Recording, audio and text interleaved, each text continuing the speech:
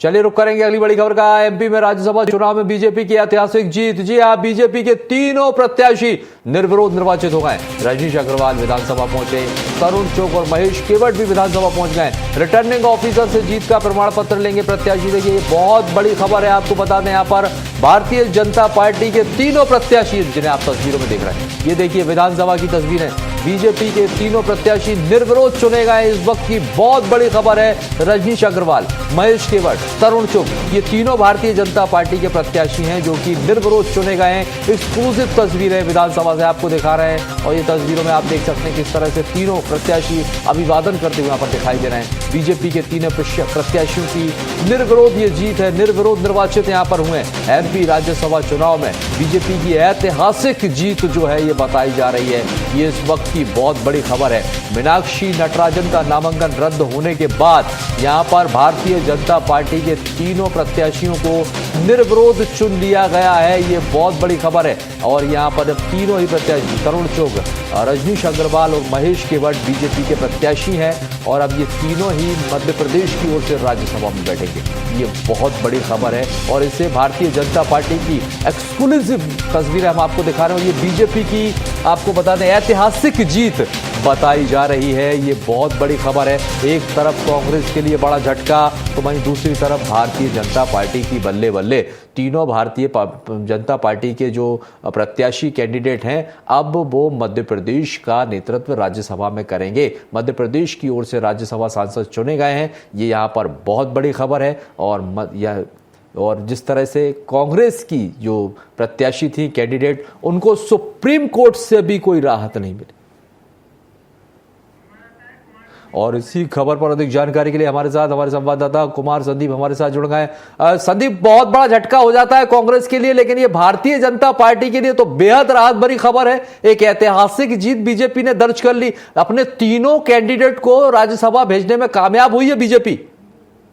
जी बिल्कुल, देखिए इस वक्त की मध्य प्रदेश का सबसे बड़ा जो सियासी घटनाक्रम था उसका पटाक्षेप होता हुआ हालांकि विधानसभा में तो नजर आ रहा है, क्योंकि जिस तरह से तीनों प्रत्याशी विधानसभा पहुंचे और रिटर्निंग ऑफिसर के पास जाकर उन्होंने जो उम्मीदवार हैं निर्विरोध वो चुन लिए गए हैं और रिटर्निंग ऑफिसर जो है अरविंद शर्मा, उन्होंने उन्हें जीत का प्रमाण पत्र भी दे दिया है। तीनों प्रत्याशी देख सकते हैं तस्वीरों में साफ तौर पर, रजनीश अग्रवाल, तरुण चुग और महेश केवट जो है अब राज्यसभा सांसद बन गए हैं। मध्य प्रदेश से राज्यसभा सांसद जो है अब तरुण चुग के साथ में रजनीश अग्रवाल और महेश केवट होंगे। और इसमें सबसे ऐतिहासिक बात यही रही है कि जिस तरह से सियासी घटनाक्रम चला और उसके बाद तीसरा प्रत्याशी उतारा गया बीजेपी की तरफ से महेश केवट को, और अब जाकर जो है उन्हें भी निर्विरोध चुन लिया गया है। तो एक बहुत बड़ी अहम इसे राजनीतिक घटनाक्रम के तौर पर माना जा रहा है, क्योंकि 2 सीटें तो बीजेपी के खाते में लगभग जाना तय थी, लेकिन तीसरी सीट जो है वो एक तरह से कांग्रेस से छीन ली गई है। और इसमें जिस तरह की भूमिका जो है बीजेपी की संगठन की तरफ से नजर आई, काफी कवायद इसमें केंद्रीय नेतृत्व और प्रदेश नेतृत्व ने की और अब जाकर उसका परिणाम बीजेपी के पाले में तो सुखद ही आया है। राजेश, निश्चित तौर पर, क्योंकि अब देखिए पूरा समीकरण और पूरा गणित यहां पर बदल गया। अब एक तरफ कांग्रेस सुप्रीम कोर्ट पहुंची, सुनवाई कल के लिए टाल दी, लेकिन यहां पर भारतीय जनता पार्टी के तीनों कैंडिडेट निर्विरोध चुने गए और निर्विरोध राज्यसभा पहुंच रहे हैं। अब कांग्रेस का अगला कदम क्या होगा? कोई विकल्प बचता है कांग्रेस के पास? अब कांग्रेस क्या करेगी?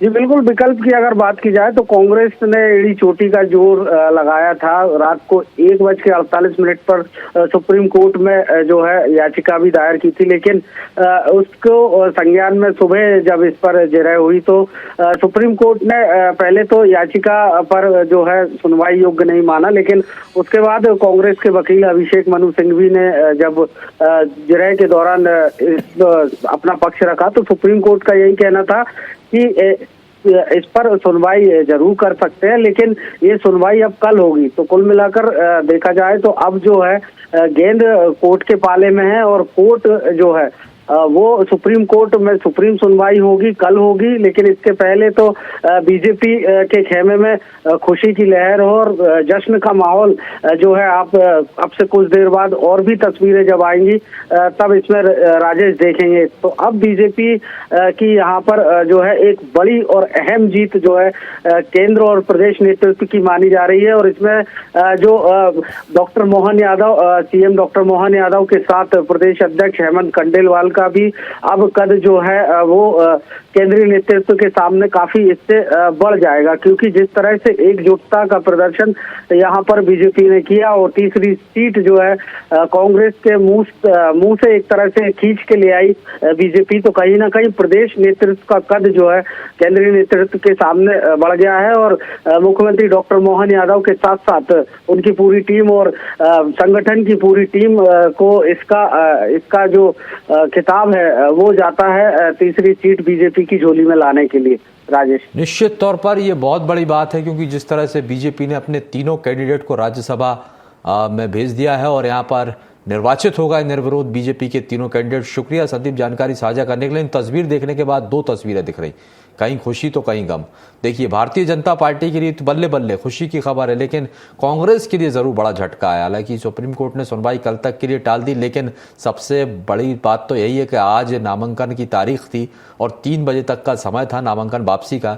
ऐसे में यहाँ पर कांग्रेस की जो प्रत्याशी हैं उनके साथ जो कानूनी और राजनीतिक दावपेच में वो उलझी हैं, जिसका फायदा पूरा कहीं ना कहीं भारतीय जनता पार्टी को मिला और बीजेपी ने मौके पर चौका मारा। और देखिए आप किस तरह से अपने तीनों जो कैंडिडेट हैं उन्हें राज्यसभा भेजने में भारतीय जनता पार्टी कामयाब होती हुई दिखाई।